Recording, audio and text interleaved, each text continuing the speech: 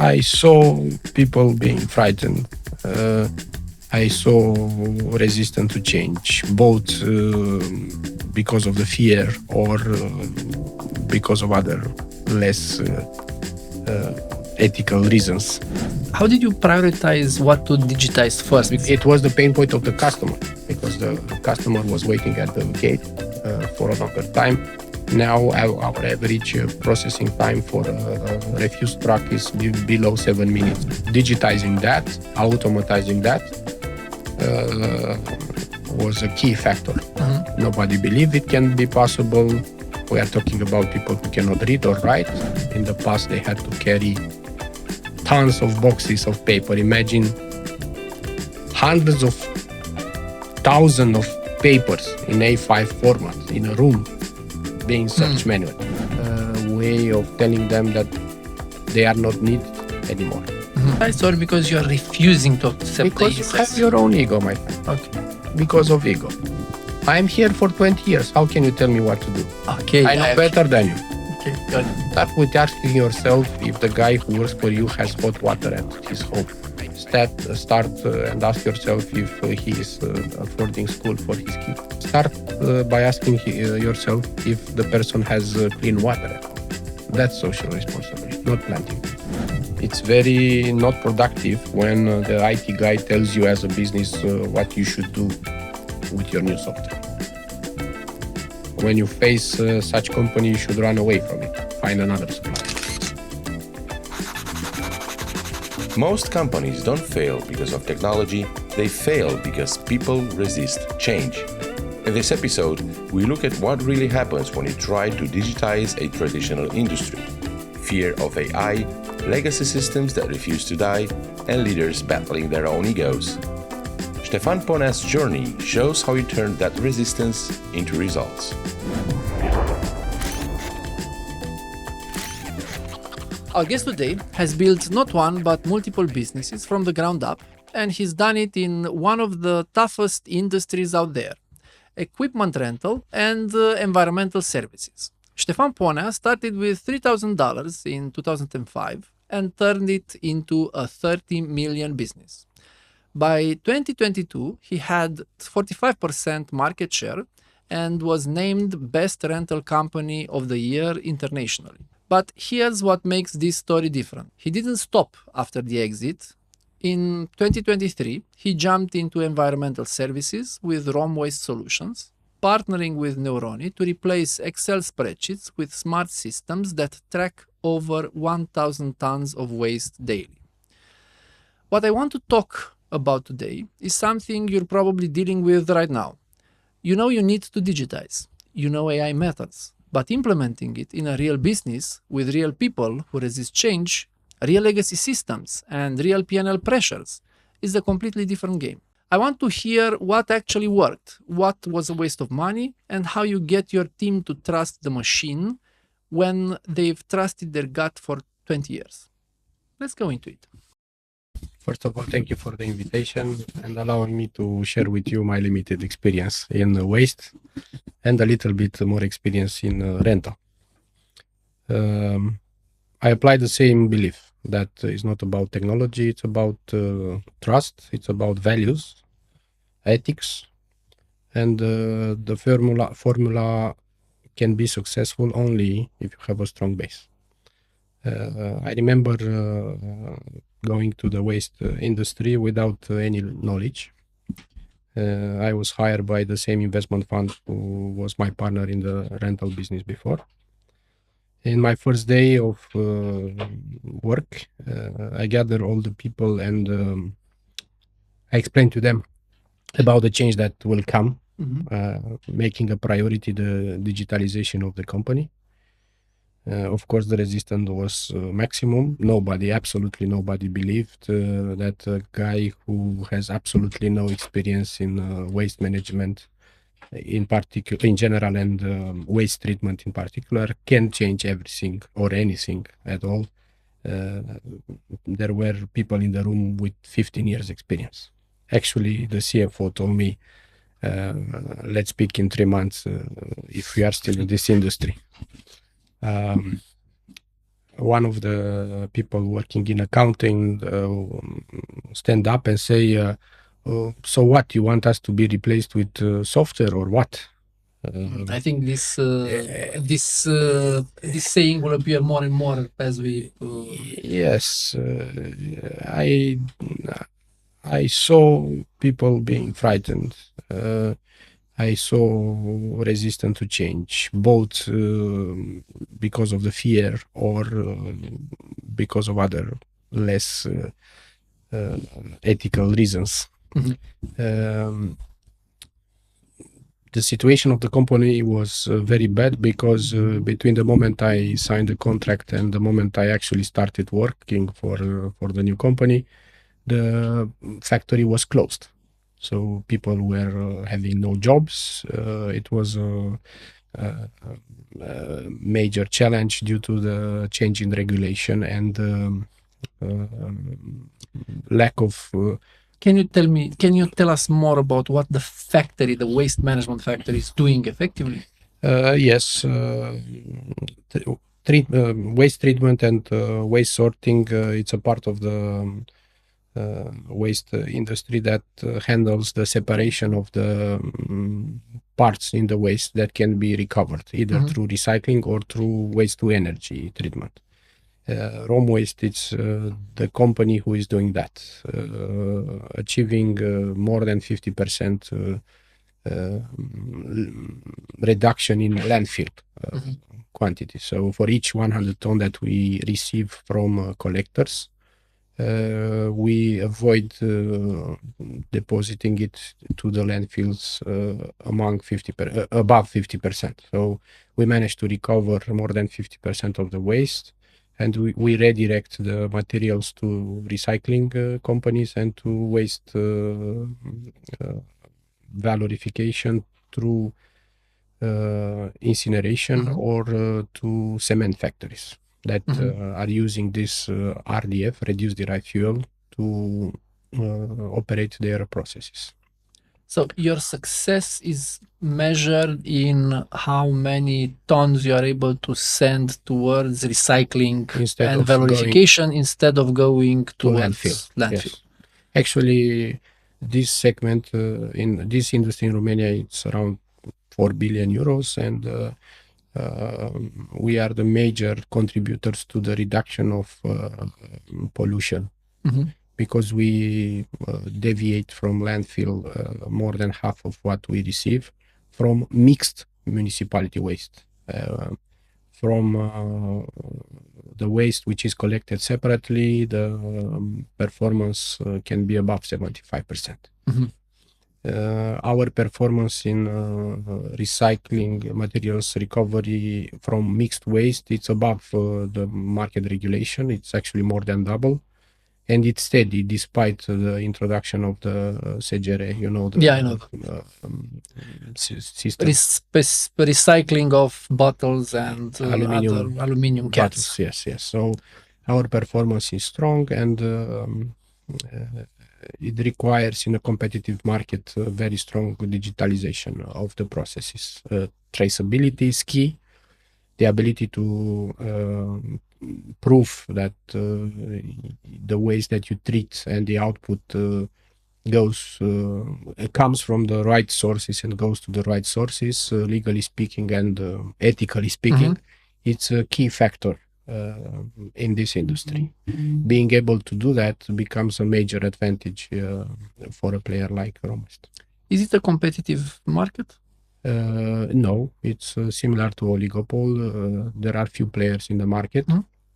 They struggle to cover the requirements of the market. We are among the best in the industry in Romania, and we are fighting or struggling with the market habits. We were the first to introduce separate flows treatment. We do not mix waste coming from different suppliers. We are the first to seal and identify with pictures each bale of recyclable materials that we produce. This is needed for traceability, to have real traceability. The pain point was not traceability, was accounting and internal traceability.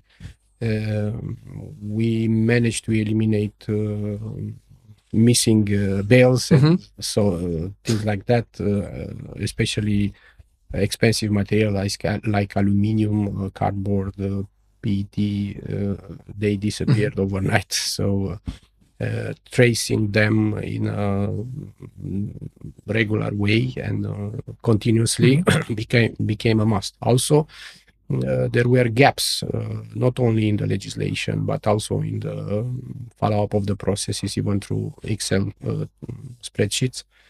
Nobody measured evaporation. Nobody measured the differences between the scales of the supplier and the customer. Nobody measured the refusal of portion of the recyclable materials that you like send. partial acceptance. Yes.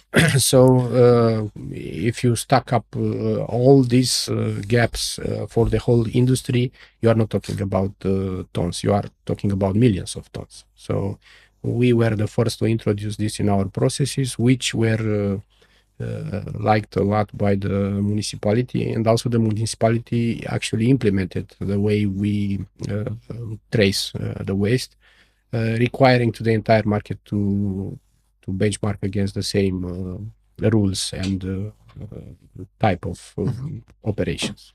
When you took over Rom Waste, how did you prioritize what to digitize first? Because I think it was relatively... Again, coming back to the basic, even if I become annoying.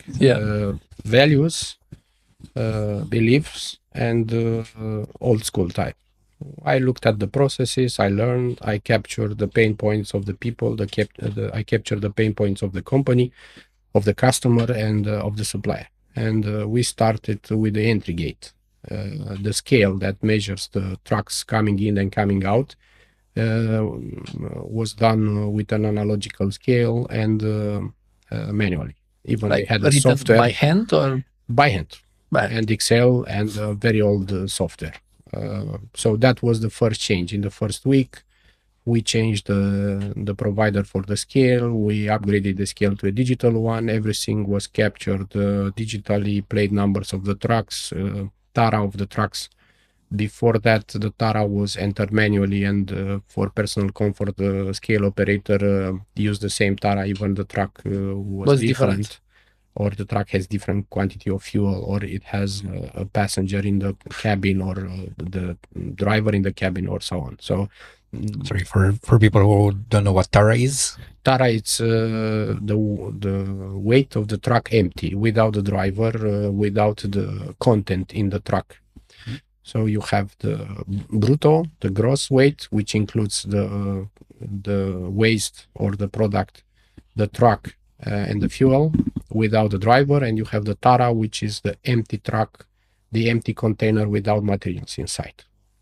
If you have not measured this properly, you cannot determine exactly the quantity of waste or whatever product you have in the truck. And any manual work involved introduces errors. So the only way to do it was to immediately digitize it and automatize it. That was the first step. And starting from there, we continued with infrastructure, because the infrastructure was not capable to support the fast systems with big hardware requirements, fiber optics, servers, hybrid infrastructure, Microsoft infrastructure. Everything was made from scratch. It was a multi-million investment to allocate for several, not only software, but also hardware, CCTV. We started with this. That's the answer to your question. We started with the major pain point. So we managed the entry yes. of it was the pain point of the customer, because the customer was waiting at the gate for a longer time.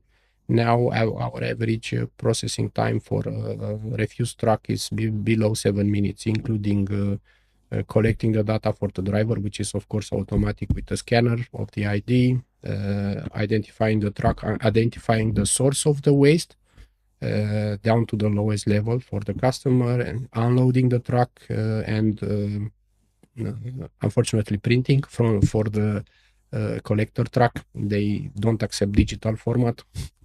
We have to sign it, and we have to give it. So all this process was reduced from more than 50 minutes to less than 7 minutes. You said And, refused. You had refused truck. Yes, some legislation it's quite obsolete. It is required to have a printed self-copying paper with stamp and signature.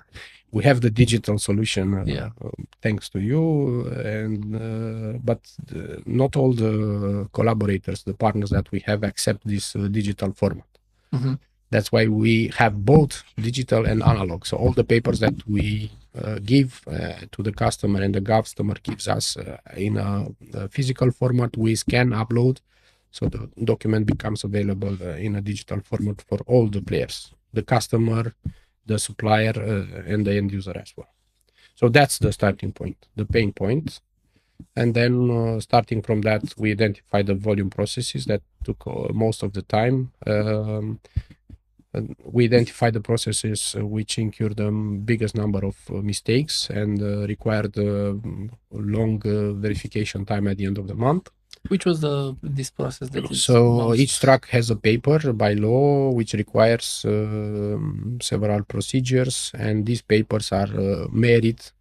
The papers issued by the supplier combined with the paper issued by us as a processing plant, they have to be matched one to one.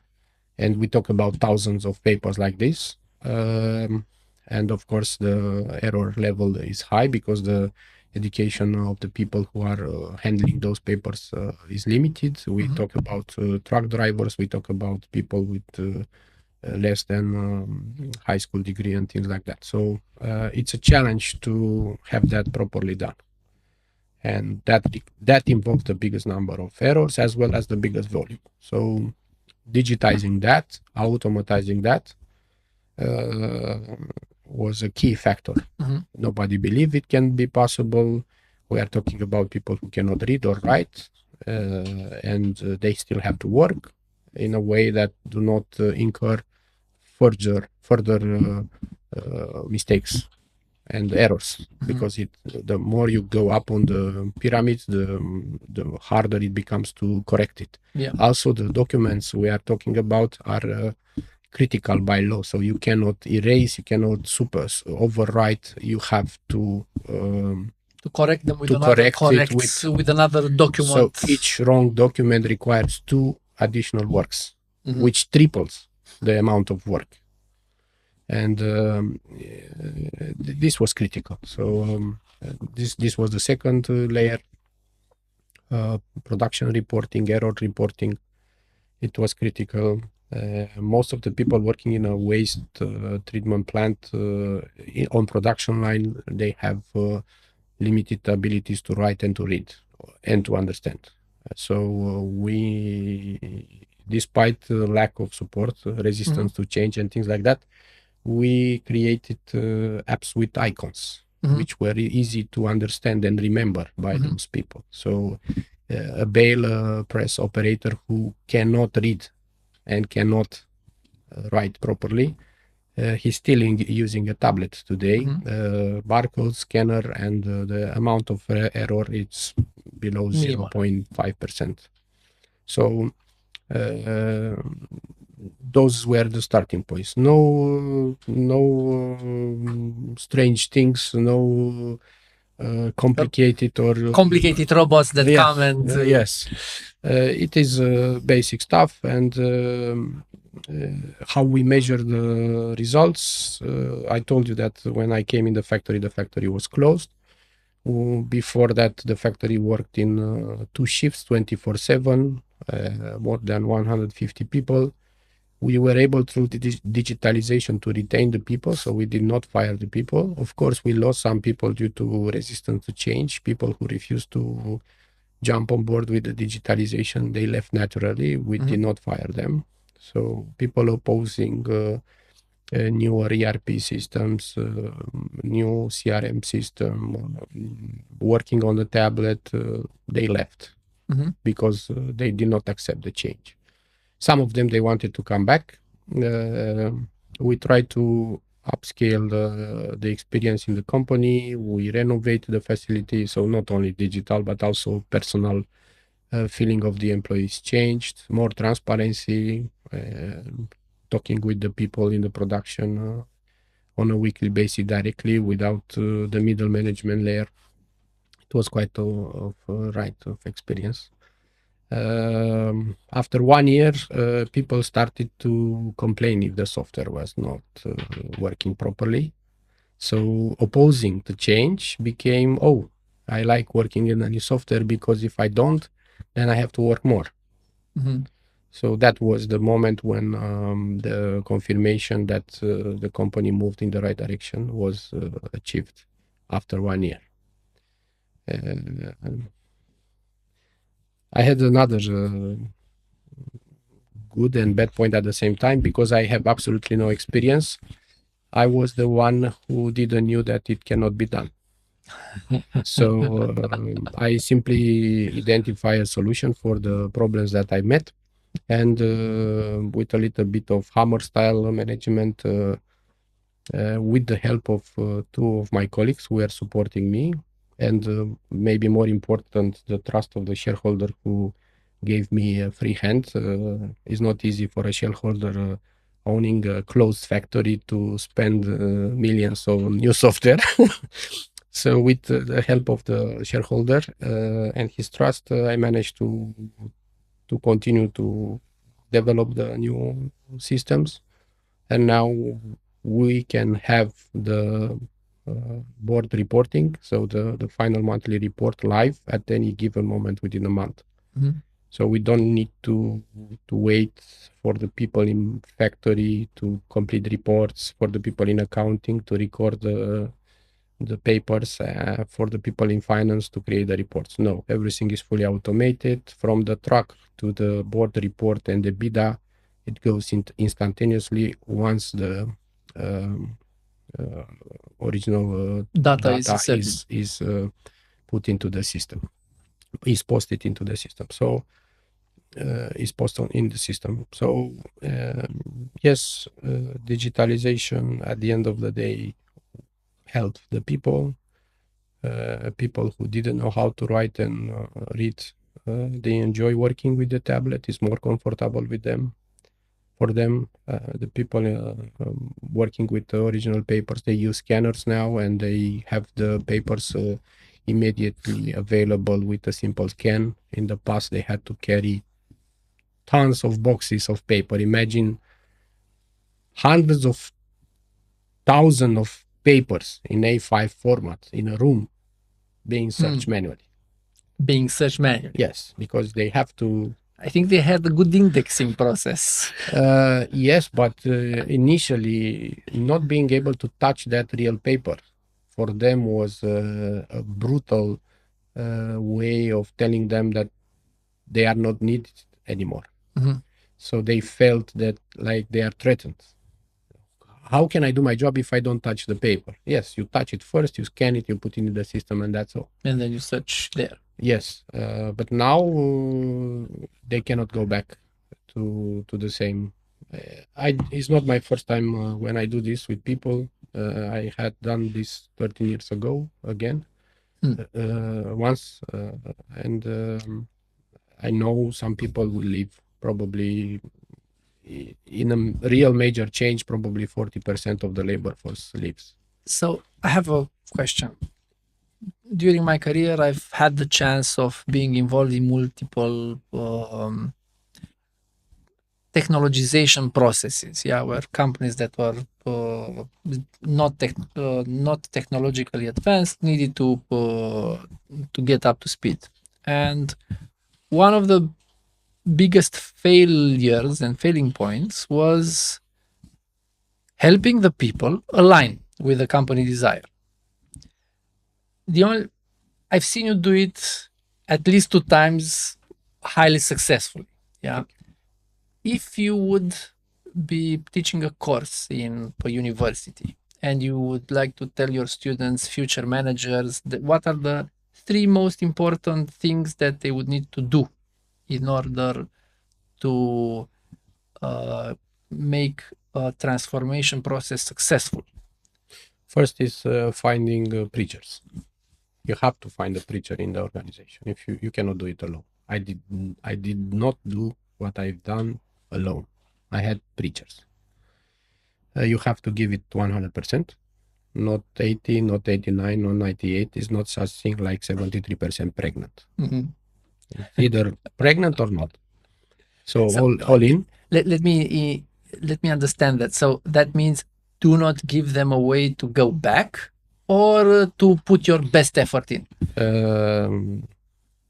I don't remember the name of the Rubicon. Yes, Yeah. you can do the Rubicon, the gimmicks, but now it's not like you are on an island. People will jump your boat out and find another boat overnight. There is no problem with that. Again, finding a preacher or several preachers, you need at least 2 or 3 to keep your back. You have to be all in. You have to be able to represent the vision that you have in a way that your public understands it. You worth zero if your audience does not understand what you are saying. Absolutely zero. It's only in your head.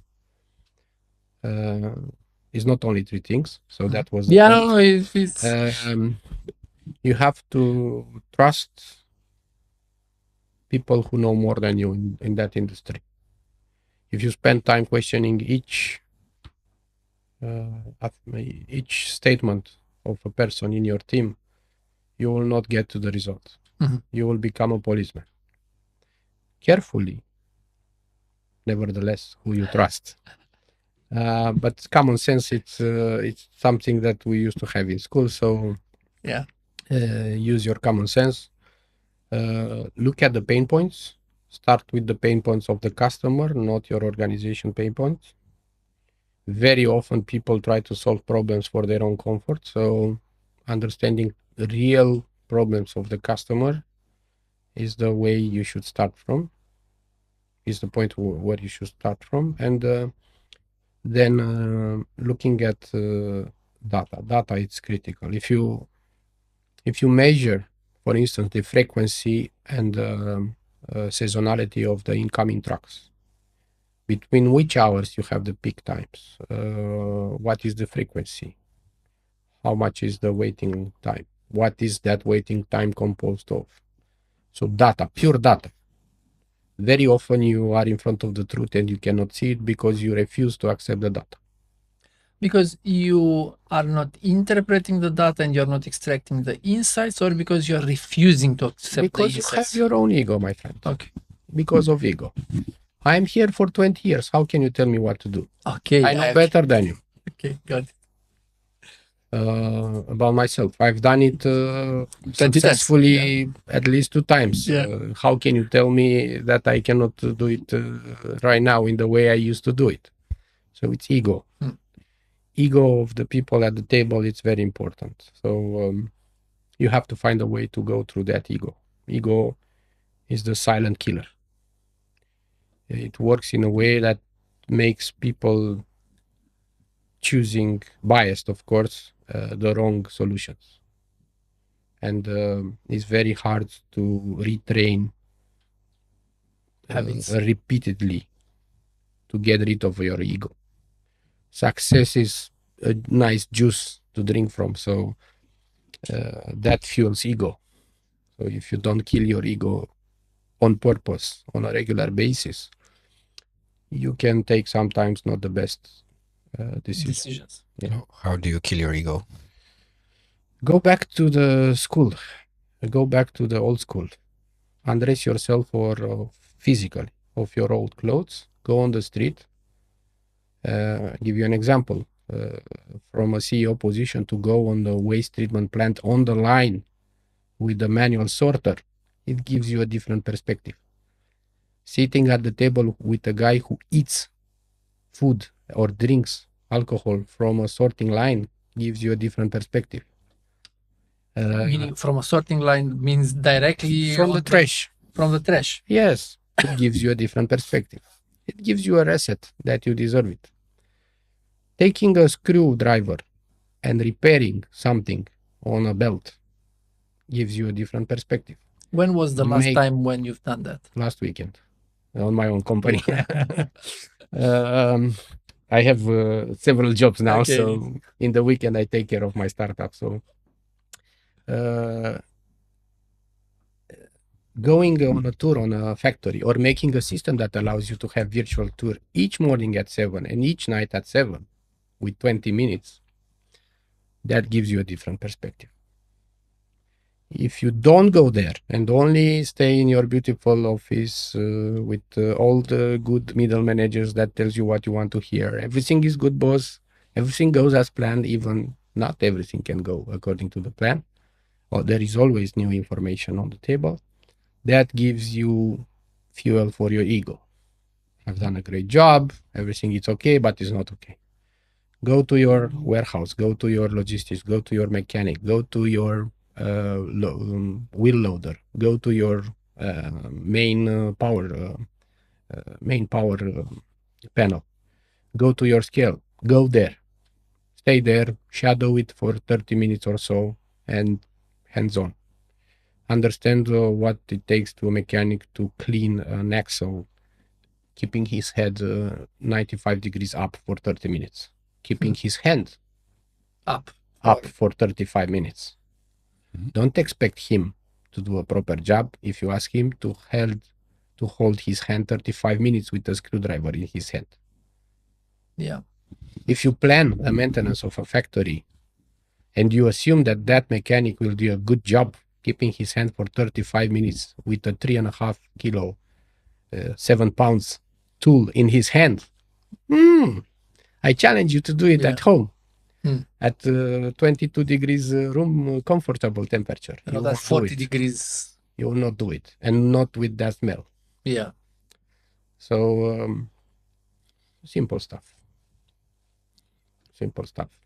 What do you think were the skills that you transfer from your previous experience that actually made you successful in today's role? Empathy, willingness to find the source of the problem and not to polish the outcome, understanding the logic of the process, correcting it, face your worst fear, go there, be present. It's not specific to my rental industry past experience. It's specific to my grandparents' education. You're also referring, I think, a couple of times to ethics values during the episode so far. So can I ask you, if you want to share, of course, like which are your top 3 values? Integrity, it's enough. There are others, but you have to avoid double standards. When you have to go to your factory people and tell them that they will not have a job for the next 3 months, do it. Don't window dress it. When you have to tell them that it's tough, tell it. Don't bullshit them. I strongly believe that normal people with hard lives, they are designed to enhance their social skills, and they smell bullshitters. They smell them. Lack of trust, it will become your worst enemy in hard times. They will not trust you. They have to trust you that when the ship is going down, you are capable to bring the ship to the shore with the minimum loss. Very fancy policy where we have to be socially responsible company. We have to plant trees. Start with asking yourself if the guy who works for you has hot water at his home. Start yourself if he is affording school for his kids. Start by asking yourself if the person has clean water at home. That's social responsibility, not planting trees. It can be planting trees, but I made a list with all the people for each shift, I help them clear their bank debts because they entered in some tricking schemes with questionable people and they lost a lot of money. I asked them repairing their houses. I asked them buying a wheelchair when they have an accident, things like that. You take care of your people, the people will take care of you. Of course, don't expect for all to respond in the same way. They will not, especially when lack of education is it's one of their major problems, which I cannot change overnight. But I did send people to school. I did bring them materials to learn how to write. I encourage them not to be afraid of a tablet when they never read a letter in their life. Successful rate is below 10%, but you have to keep trying. Okay. And at the beginning, you were Integrity was the answer Yeah, to no, your question. integrity. yeah, I got it. But at the beginning, you were referring to your colleague. I think it was probably accounting. That saying, well, what do you want us to be replaced by machines or by digitals? I'm curious, what was your answer? And if you can take me from there in terms also, what was your initial vision? It's the for the same business? vision. It's the same vision. First of all, the lady is still with us. She cried a lot. She consumed herself a lot.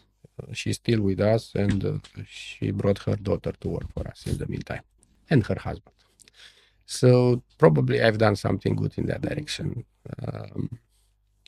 The vision was to help people achieve better results within the same time or within shorter time, more precise. My last birthday, I received a gift from her with a coffee can. And in all our offices, it is written on the wall, what is the result? And she added on the back of the can, depends on who is asking.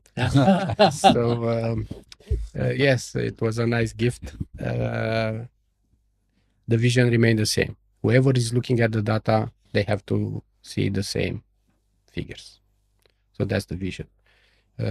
Prior to my arrival in this company, and not only in this company, it happens in all the companies, the data depends on who is asking. I don't want to go into politics, but our data is crystal clear. The errors are traceable. They exist, but they are traceable. And people rely on our data and copy our business processes and implement in their companies and on the municipality level reporting. So you have to trust your data. You have to be careful when you establish the way you collect data, who is inputting the data, two eyes principle, cleaning at the data input model, but then the same data for everyone. You told us about the startup that you're running also in parallel. Yes. Tell us more Two. about it. Two startups. Tell us a Yes. little bit more about them. You know that the first time when you felt you are in love, you never forget. So my Yeah. first love was equipment rental. So I made a new company, Omnirent, and with your help, of course, I have the company with no employees. I am the only one employee. And we run now a fleet of 40 machines. 40, like 40. 40, yes. 40. Nice. Again, it's a startup. There is no backup from banks. Everything is my own investment. And without employees, with the structure of the processes that I created, I managed to grow. Probably this year we'll make the first million. Congrats. Thank you. That's a great milestone. Yeah. I know companies that are working Again, it's not my couple of first. years, yeah. It's not my first time, but same rules. Same rules. I'm happy that I can spend more time doing physical activities. I clean the machines. I repair the machines. I enjoy putting new stickers with my brand and logo on it. My son helps me in the weekends, so I discover what I've done 25 years ago, and I feel somehow young again. How do you? So you began once 20 years ago, yeah, I began 20 some. 20 some. And you are beginning now today exactly in the same industry. Yes. What are the main differences that you feel between the two Periods dates? of time. Yeah. Definitely the market is tougher. When I started in 2005, there were only 2 players in the market. Now are more than 100. Old habits die hard. It's the title of a movie. Yes. Unfortunately, the construction industry, which is the main beneficiary for my business, did not change too much.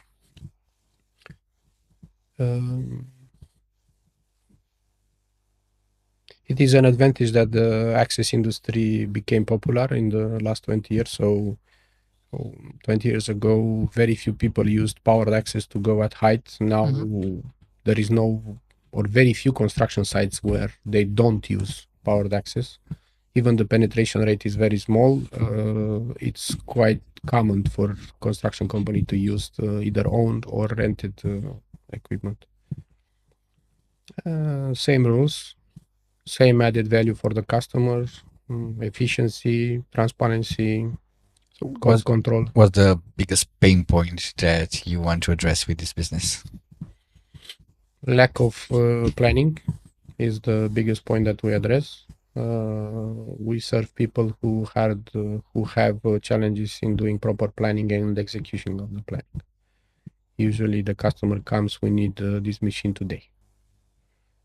So practically, this is what you want to address. No, you asked me The pain about point. the pain point. The pain point. The Okay. pain point, yes. I don't want to address Okay. it. I want to address safety and efficiency for working at height. That's a different point. But you have to serve the market, not Not what you want to. We do educate people in using properly inspected machines, high quality machines, high efficiency machines. Most of our fleet is lithium phosphate powered, so latest technology, low downtime or zero in more than 12 months. My first own machine came on my birthday last year, so it's 1 year and 1 month. I had only 3 claims from the yards. So basic values: properly repair the machine, maintain properly, buy good quality machines, do a proper training for the operator so they don't misuse the machine. That's the same basics. We don't launch rocket to the moon, my friends. Yeah. It's a simple commodity. Do it right and you get the results. growing. Yes, you get growth. And what about the second one? Second business, yes, it's not so successful. I invested in a partnership with solar panel installing.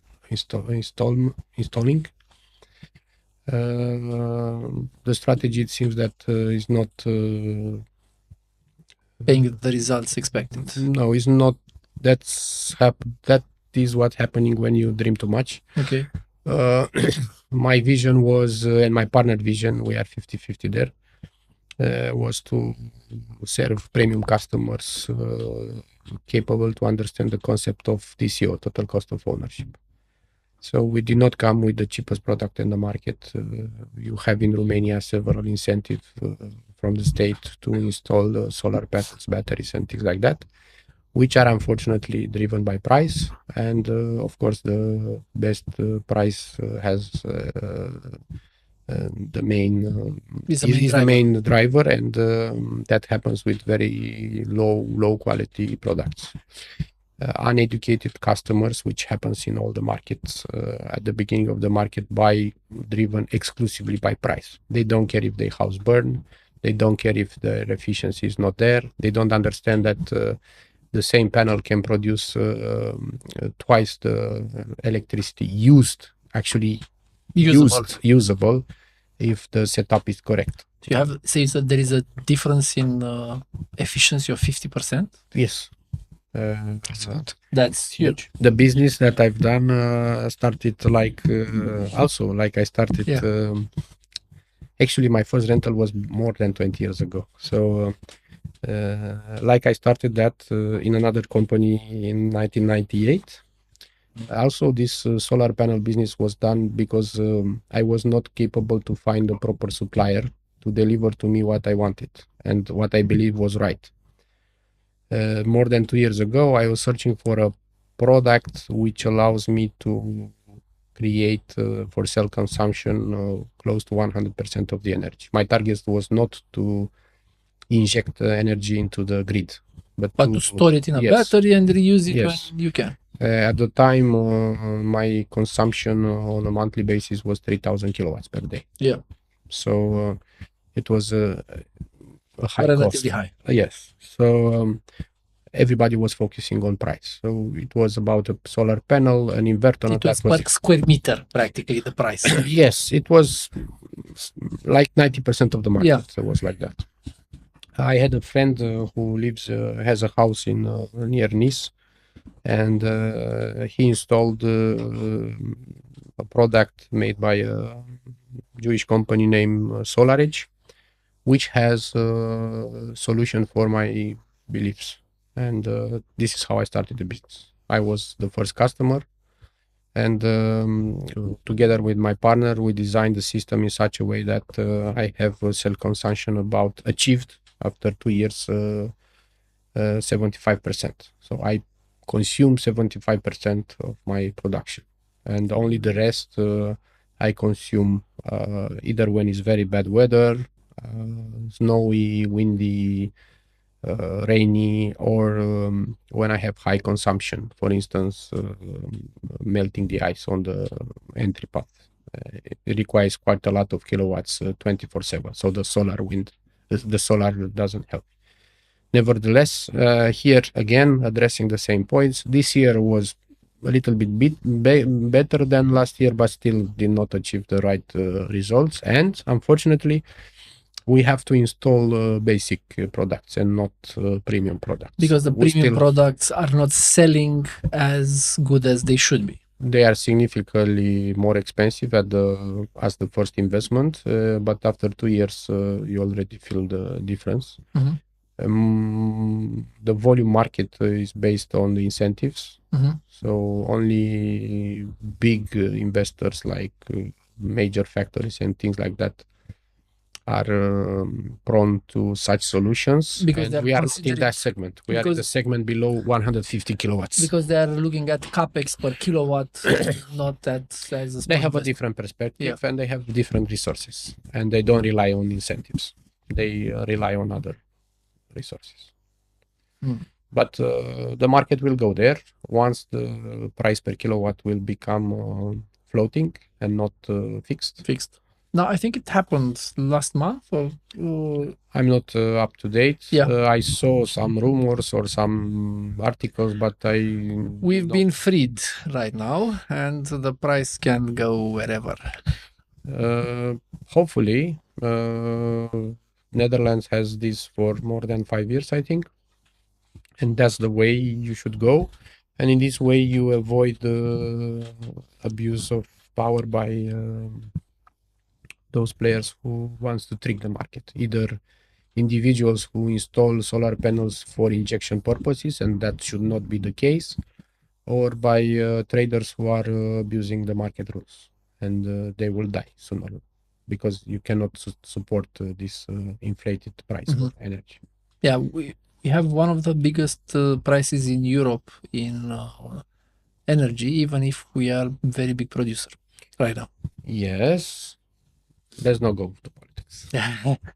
So, how do you guys collaborate? So, what does Neurony do for you? Because I'm curious about it. I think the right question is, what does differently? Because a software company you can find everywhere. The key factor is to have trust. Again, basic values. Second, it's a shorter journey in explorer mode and discovery mode. It's very not productive when the IT guy tells you as a business what you should do with your new software. When you face such company, you should run away from it. Find another supplier.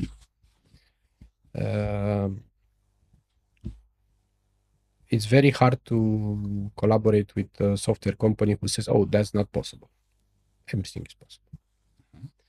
So these three things makes me choose Neurony, and this way of working particularly comes from the shareholders of Neurony, from Emil and his partner.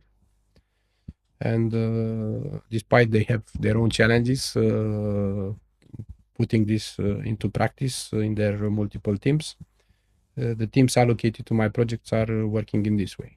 So rather than commenting why you do this in this way, let's do it in this way, they start working on what I'm asking for. And that's the major difference. Having a partner, IT partner, who is capable to understand your pain point and following through your target. Sometimes when you are away from your real target or what should be your target, they have an elegant way to tell you that you are going sideways in an inefficient way. That's a key point to partner with your IT supplier. Any areas that you want to explore before we go towards the final part of the episode? I'm curious about a thing. So right now we are in the middle of a lot of transformation that it's happening. Where do you see society being in 5 years from now, in 10 years from now, considering the multiple changes that are happening at the same time? I'm talking about robotics, about artificial intelligence. Yes, these are our means to achieve objectives. So for me, they are nothing more, nothing less. I see an increased demand for psychologists, for psychotherapeutes. Pandemic was the first strong shift in the society. Lack of real social interaction led to multiple suicides during the pandemic all over the world. Lack of social interaction due to automatization, due to reducing staffing, due to reduce staff due to less interaction human to human and more human to machine, will create trauma. So, okay, everybody will do digital AI, blah, blah, blah. What the person is doing when he remains with his own soul, that will be a challenge. Today he's doom scrolling. Yes, but you will see people talking about their trauma and pain with ChatGPT. You will see a lot of increase in this direction, because we have a study recently done by my company which says that 29% of the Romanians use ChatGPT as therapist. Yes, you need guidance for that. ChatGPT is not a good guide. ChatGPT tells you what you want to hear. And not only, it was proven that it has pushed suicide in certain cases by really pushing towards suicide. I'm not aware of that examples. Yeah, there are examples. But I think the challenge will be to remain human. And I think a successful long term, I'm talking about 200-300 years, hoping that we survive. Wrong people will not be very close to a certain button. I think the major challenge will be in remaining human. Having feelings, enjoying the sound of a bird, be thrilled near a river and things like that will remain critical. We had our techno age, we had our pop, we had the 80s, the 90s, the 60s, and so on. Remaining human will be the biggest. And those people who will remain human in their business, in their family, in their lives, in their hobby or whatever, those people will prevail, but because they will still have something that till today the technology and AI cannot produce. Empathy. Empathy. You said 60s. How old are you? No. I was thinking of from the humanity point of view. Yeah, I'm kidding. 60. Come Okay. on, you don't listen to the 60s music. I am, but I was like 60s. All right. It's not everything about me. Yeah. Last question from my side. We have like usually the final question that we ask all our recent guests. We try to make this a habit. We try to make this a habit. Is there any one thing that you automated in your personal life? My house, I automated in 2017. The last house which I built, again, I tried to find a supplier who makes house automation. I failed, and they require like 80,000 euros for automation, and I did it for free with IFTTT. It's a software that enables automation among multiple systems. Like what sort of automations? Coming home and heating the house, coming home and opening the sunshades, running the pool only during sun hours, security of the house, charging the car only when the sun is up and the solar panel produces more than Excellent. more than the house requirements. I had more than 20 systems integrated in the same app with zero cost. Now I think they changed the model and they moved to 3 euros or something like that per month, but at the time was for free. Nobody was able to do that. I didn't have the chance to find a good supplier, and I've done that together with my actual partner in solar business by reading, learning, and doing it. And to understand the level of automation, my son started recently to create with Arduino and Raspberry Pi weather automation from scratch, of course with ChatGPT. But he managed to do 2 devices that will start the air conditioning from a Raspberry Pi device if the temperature reaches 26 degrees in the room. So We he's had done it- that, but he made it with his own hand, soldering the... He made it hardware, not software. Because He previously you wanted- had it in IFTTT. Yes, we had it, but he wanted to make it with His the own hardware. product. Yeah. Nice. And he created the code again, self-made man. He learned, not in school, and he made 2 products. So I Nice. hope he will Congrats. be there somewhere near the rocket. Very nice. Well, Ștefan, thank you very much for being with us and sharing the things that you did and the lessons that you learned during your journey. Hope all the best for both of your startups as well, but also for the role of the CEO. Thank you very much. I thank you for investing time and spending time with me. I hope I bring value to your auditors. A lot of it.